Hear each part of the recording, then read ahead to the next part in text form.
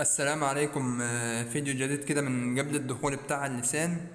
زي ما حضراتكم شايفين الحلاوه وشايفين الحاجات الحلوه، بسم الله ما شاء الله. يعني الاماكن ديت بالليل حوالي الساعه 2 بالليل اهوت كنا داخلين على اللسان. يعني كنا في راس البر والواحد ما كانش جاي له نوم خالص. ربنا يحفظ الحبايب وولاد الجرايب كده اللي بنطلع مع بعض كل سنه وبنحافظ على بعض كده واحنا مروحين وبنروح وبنرجع بالسلامه.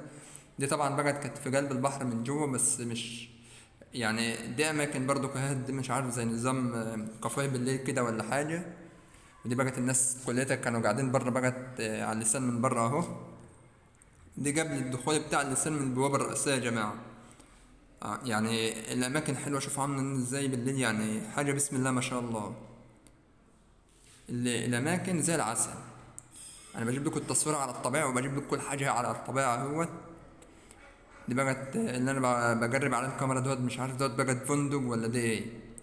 بس مش واضح قوي. كمان كنت واقف بعيد في البر اليماني. بعد البر ديت في بقت عربيات ماشية وحاجات ماشية وكده، وزي ما حضراتكم شايفين. شوف الأماكن الكاميرات، يعني الكاميرا بتجيب من على بعد.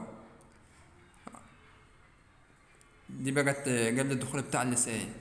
ناس اهيت عمالة بتمشي بالليل، بتروح هنا وهنا والدنيا حلوة خالص. اه حتى الأماكن يعني أماكن زي العسل.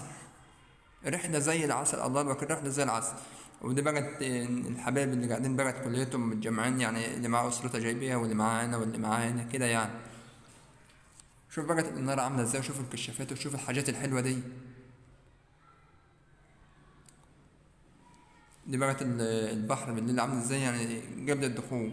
هو صحيح الكاميرا مش بتجيب الناس اللي قاعدة على اليماني، بس جايبة اللي بعيد جو زي ما انتم شايفين كده. يا ريت الحبايب اللي بتشوفنا كده محدش ينسى الاشتراك في القناة وتفعيل الجرس. ويا ريت تعليقات كده حلوة من الحبايب اللي بتتجمع. ان شاء الله نوصل بكم جميعا. دي بقت الصخورة هي وانا بجيبها لكم على الطبيعة.